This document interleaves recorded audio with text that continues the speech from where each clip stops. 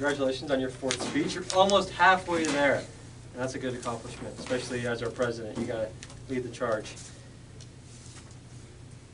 Your speech was very interactive. I felt like you were gamming with us a little bit, having a friendly conversation about Formula One, and being very informative and explaining what Formula One is. One of the things that I really liked is your incorporation of visual details, not just with the pictures, but with using your hand to show what the air pressure does, how there's a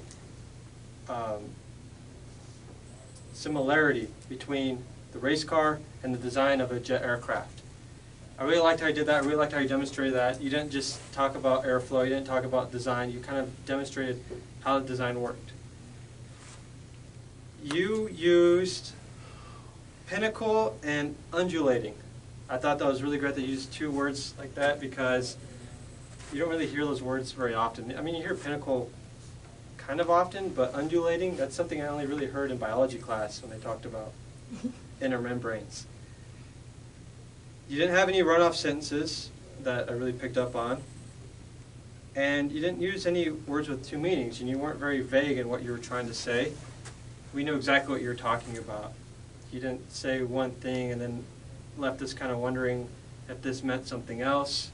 You're very concise, and that's good, because that was part of the agenda, was to be concise, to speak very clearly and focused on the topic.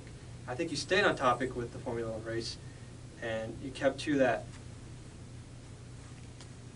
One thing, though, is the visual aids could have been bigger. If you're going to incorporate visual aids, you have to make sure that they're accessible to everyone in the audience. I felt if I sat in the back row, this would just look blurry to me. Even if I have good eyesight, I think I would not really have been able to see what this is. I would have maybe thought it was a transformer or something.